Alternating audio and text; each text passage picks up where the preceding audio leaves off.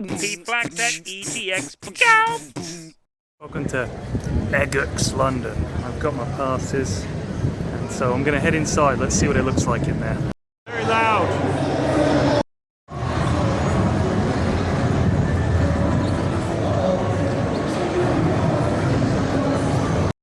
My plan for the day is basically to have a look around at the indie stands, check out some of the AAA stuff, chat to the Twitch guys, the Yogscast guys are here as well. Going to try and get a look at what they're up to and shoot some shitty video for you with terrible audio quality. I snuck in my own sandwich. Don't tell anybody. Just outside the rezzed area, the indie area, tends to be a lot of smaller devs, a lot of smaller games. That's my jam.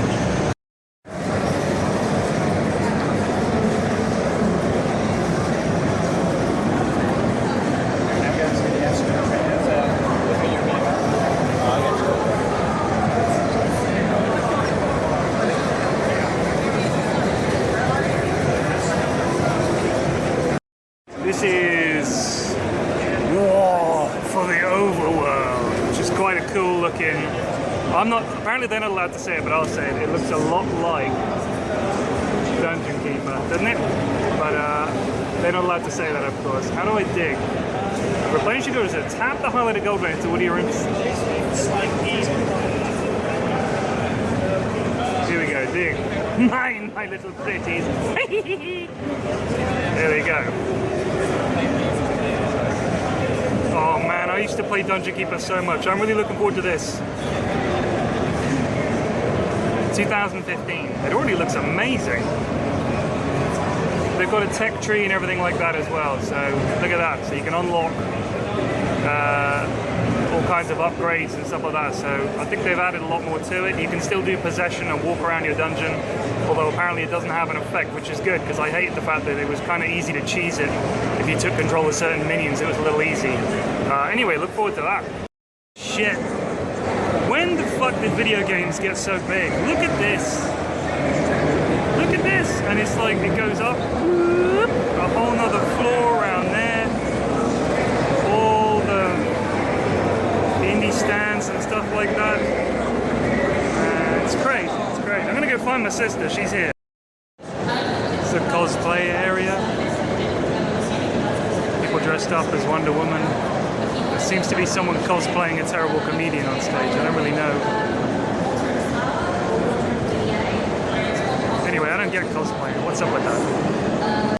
Oh my god.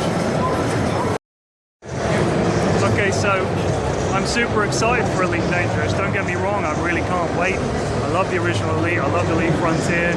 But 400 billion star systems with nothing in it. They should say eventually, because it will eventually be good. But I can't wait anymore. Just fucking bring it out completed. Do 2 years of development in 2 weeks. Job done. Just an advanced warning. If I get told to make some noise one more time, I'm gonna kill someone. Find him and kill him. So this is Tango Fiesta. Looks a lot like Ikari Warriors, which is a game that most of you all probably won't remember, but sort of a jazzed up version of Ikari Warriors. Crossed with Broforce.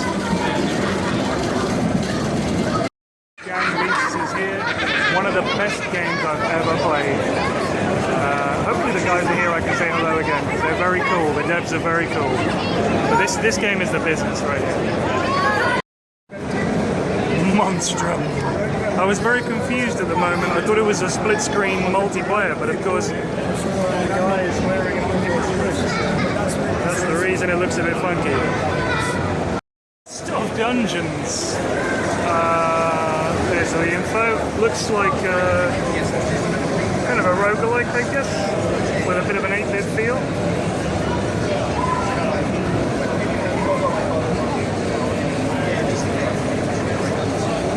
Kind of feels like Zelda in a way, smashing pots. Oh, baddie. Oh. Oh yeah.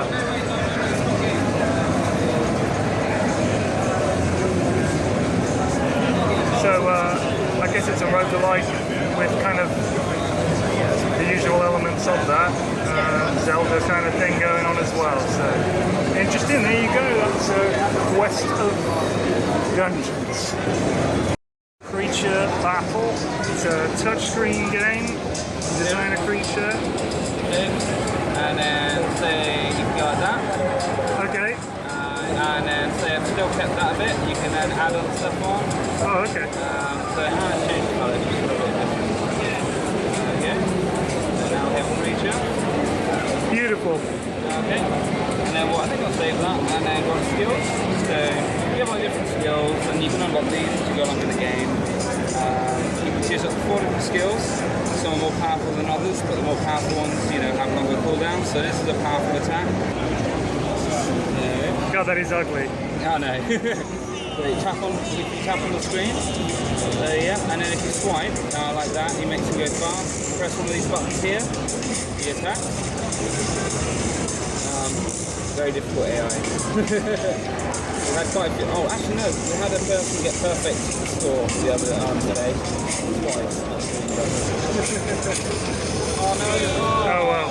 It's hard to do it one-handed, right? Anyway. That was pretty good for one-handed. So this is Eminence. It's a trading card battle game. It's quite strategic.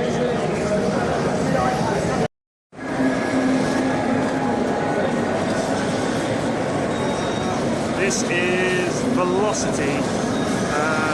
Looks very popular.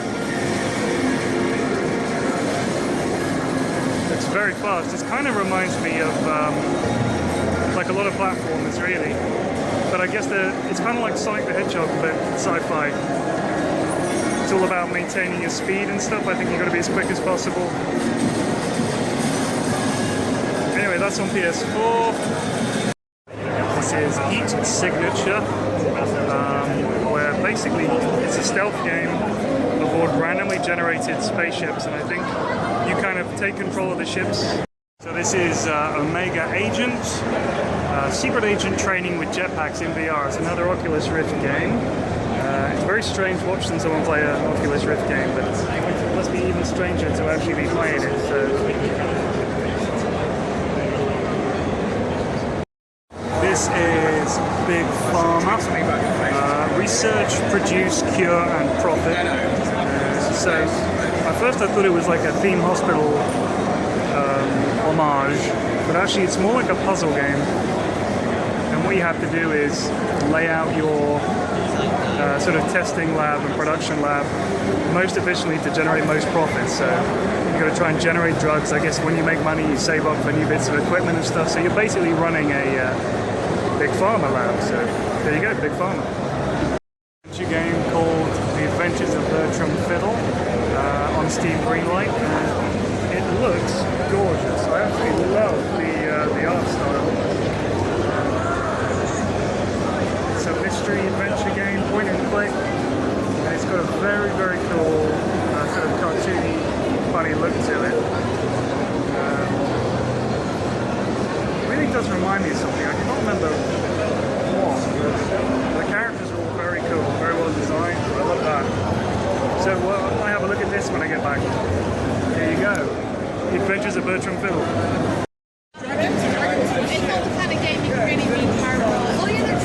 What's it called? Mutiny. So do you have to? Sorry, R. Do you have to defend your ship from your own crew, or how does it work? Is it just a big pirate fight? Yeah, you're a big pirate crew, and you defend your ship from enemy pirates. Okay. So you'll probably on any minute will win, and so you have to work together to defend your ship. At the same time, the player with the most gold wins, so you can turn on your own teammates. Oh, nice. That's the mutiny angle, I guess. Yeah, so okay. The captain has the power to steal the player's gold, and you can mutiny on the captain to get the captain's position. Awesome. So that goes on at the same time. Drop some bombs on it. That's chaotic. Was it 8 players? 8 players at the minute, but we're hoping to have 16. Oh, wow. And we're going to have connectivity with devices too, so hopefully everyone will just be able to bring their phones and use it. Oh, that would be awesome. Yeah, cool. Oh, nice. That's what we're hoping. Mutiny. Yeah, it's So this is L.A. Cops, starring Katsuo, Kowalski, Murphy, Borland, and Green and Williams, and it's a sort of isometric shooter. You play one of the aforementioned LA cops.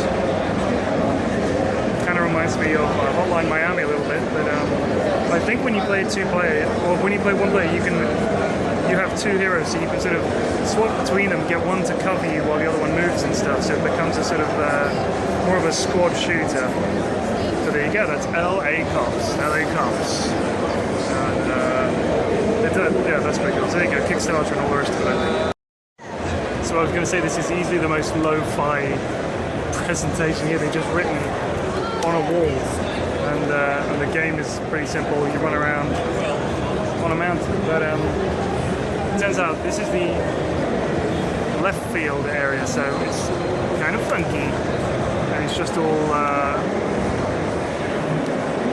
pretty lo-fi stuff. Very 8-bit. This looks like something I would have played in the arcade in 1991.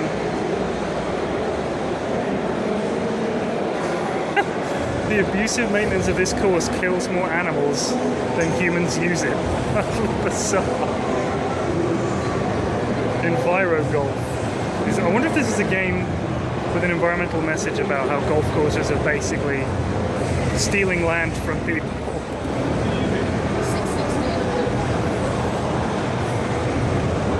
450 yards. Start with an iron and go strong. Let's see what happens. I'm intrigued. Did he hit it? Your ball flies off into the forest while you give up searching. It plugs a snake there and trapping the snake inside. You've got to be kidding me. Alright, well that's Enviro Golf. Here's Haunt the House. It looks like your job as a ghost is to sneak around the house scaring the shit out of people.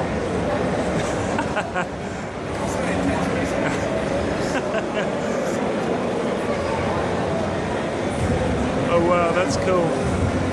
He's not scared though. So you have to choose your moments to scare the... Oh look, now she's spooked.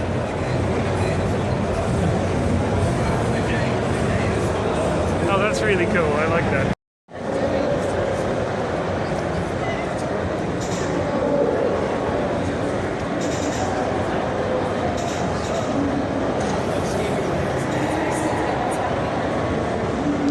This is a game called Unnamed Game. Looks a bit like an ARG, and basically it's fairly mysterious about what's happening, but apparently the game has been active since July.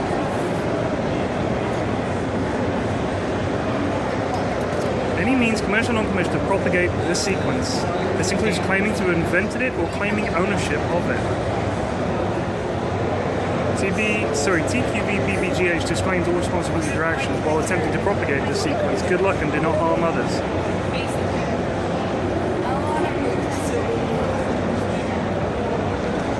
Strange.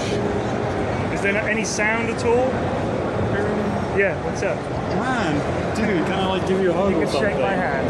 Oh, you want to hug? So wait, let me get this straight. This game, the entire game, is those few pages of text. It seems that and a Twitter account. And they have a Twitter account. How So utterly bizarre.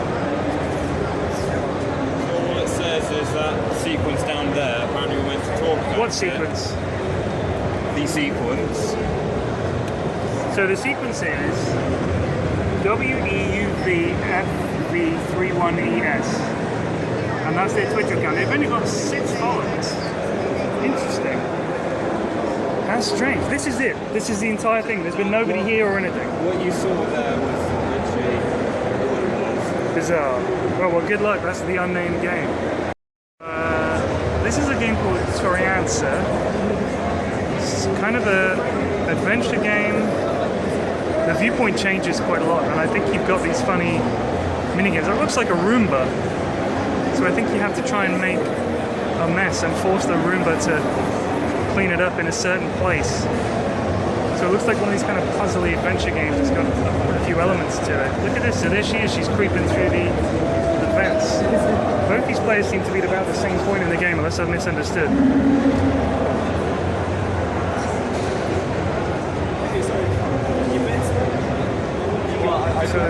So So there you go, she's climbing up into the vent. It's just like a puzzle adventure game. I love the look of it. This is very, very popular at the moment, this style of artwork in games, because it looks crisp and clean and beautiful. And I'm glad it's moving away from just trying to over-render everything and compete with the AAA titles in terms of like polygons. Instead they're doing it in terms of aesthetics, which I think is really cool.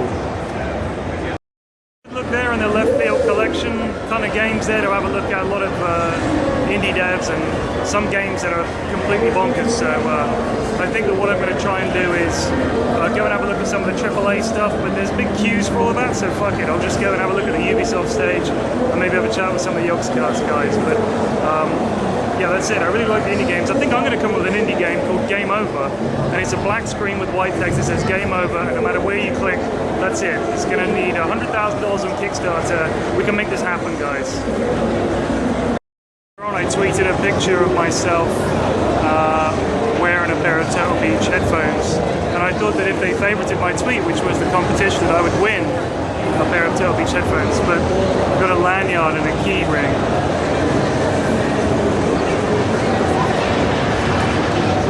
It's 11 days to save the world. Is this going to be on Steam or? I'm hoping to have sort of a demo, fully playable demo that's sort of Christmas. Okay, so, let's have a look. Interactive trailer. It's got kind of a punk feel to it, right? The idea is it's actually set around CBGB's sort of era. Oh, okay. So the premise is it's sort of very slacker dude that works in a dead-end office and meets a singer in a band called Fee, and you kind of obsess over her a little bit. I'm kind of just trying to sell the world with this more than anything. So, I mean, the art style is kind of like a flyer, like for... I'm going for a mashup of fanzines, so... Right, that kind of the lo-fi printing and everything. Yeah, poster art, so you know... Poster art, that's the correct term for it, yeah, I'm sorry. Except there's still some issues with it, so like you can see the characters through, the main characters through the environment, the way it works. Hit left. It doesn't say, but yeah, New York, the show is starting, let's go.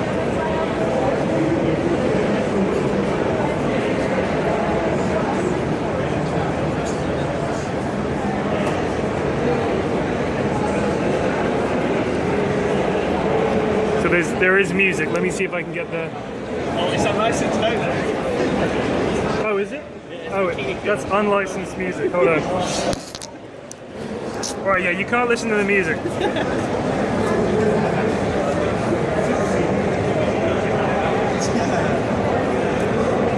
That's definitely placeable, unless that's Bikini Kill Couple. Okay. I'm not a punk aficionado, so I'm sorry. Yeah, lots of research. For educational use only? Is this like a thesis or something then? I know we're a National Film and Television School, so we're oh cool, okay. Sort of second year project, so I've only actually been making games since last year really. Okay, and are you the coder as well? I've done everything apart from posting. Oh wow. Pretty much, yeah. So, I mean, did you have to learn how to code in order to do this? I'm learning, I'm still learning. But you hadn't done any coding before? No. Wow, that's amazing. BBC Basic. Wow, yeah. And what is this coded in? This is C#. Oh, damn. This is using Shade Forge and stuff as well. That's impressive, dude.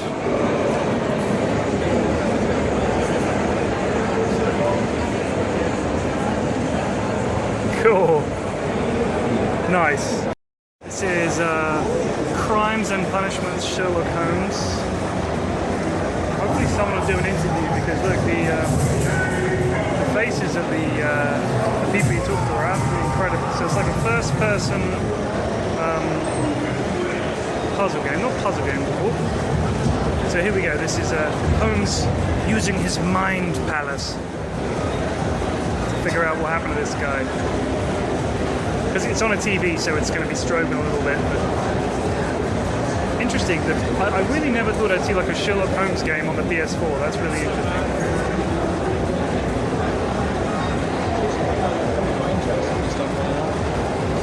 That looks really cool. So here you've got to examine some evidence and stuff. So it's good to see adventure games like this on the console. Hopefully it'll come to PC. AAA sort of area. You've got Shadows of Mordor, Battlefield Hardline, Evil Within, stuff like that. Dying Light, a bunch of games I've heard a lot about. They look really cool. Not allowed to film any of it. I have no idea why. You literally, even in the queue, while you're standing there watching other people play, you can't film. Shadows of Mordor was phenomenal, absolutely phenomenal. It was such a cool game, really fluid. It's got some really cool dynamics. I wish I could show you a couple of seconds of footage. Forbidden. I have no idea why. I don't know why companies want to do that. I think because traditionally companies want to control every bit of PR that comes out, and they want to be like, oh no, you know, we've got to put it out through this guy and that guy. We signed this contract and that contract, but gaming should be about connections, and with the internet, it's free marketing. Me being excited about a game is free marketing. I don't understand it. It's not going to prevent people from liking the game or not liking the game. Weird. Anyway, I can't shoot anything, but I might try and sneak a couple of seconds of footage of Shadow of Mordor for you anyway. Fine. Oh no, actually they'll take it down. Never mind. So as you can see, everything is behind these vast black walls, like it's some kind of secret mission, and we mustn't see The Witcher 3. If we got to see The Witcher 3 without queuing for 45 minutes, God knows what would happen. So, I'm an old man, I don't give a fuck about queuing up for The Witcher 3. I mean, I'm sure it's going to be a fun game. It's coming out on the 24th of February, but I'm not allowed to see anything unless I queue up here, which I have no intention of doing. I don't understand games designers and developers and why they're doing this, but these guys, look at these guys behind me. Some of the queues, the Call of Duty, whatever it was, queue, had a 90-minute wait. You had to spend an hour and a half standing there for a go on a game. You couldn't even, I mean, for this one, while you're queuing, you don't even get to watch it. You just get to watch the trailer over and over again. Strange decisions. Everything is so secretive. I just went to the Ubisoft area, and there was a curtained off room, and I peeked in. This woman looked out and she said, "What are you doing?" She goes, "This is the Ubisoft area. We're almost finished. You have to queue up." And I said, "Well, what is it?" She goes, "It's Assassin's Creed." It was like the end of this movie of the devs talking about the game. Why not just have it running? Why do we have to go in there and sit down like this austere cinema, and I'm not allowed to just stop by for a couple of seconds? I got to queue up for an hour to decide if it's something I want to fucking watch or not. Bizarre. Anyway, this is the AAA area. Way less friendly and welcoming than the indie devs area. This area feels like you should be privileged to play their game. Maybe that's what they're going for. Out of EGX London. It's been about 3 hours I've been here. A lot of walking around, pretty tired. It was fun. Talking to the indie devs was a lot of fun. Looking at some of the EA titles, Shadow of Mordor in particular was my standout game that I had a look at while I was here. Absolutely fantastic. It looks an absolute blast. I love the movement. The combat is really fluid. Lovely animations and lots of cool little finishing moves and stuff. Yeah, it is. The combat is a lot like Arkham Asylum, as people have been saying, but more fun. And you can run around the environment. You can jump off stuff. You feel really free. You feel like a ranger, you know. Anyway, so that was EGX London. I still don't quite understand why you weren't allowed to film a lot of things in stuff like the AAA areas. I've got no idea about why they would have that, but just me.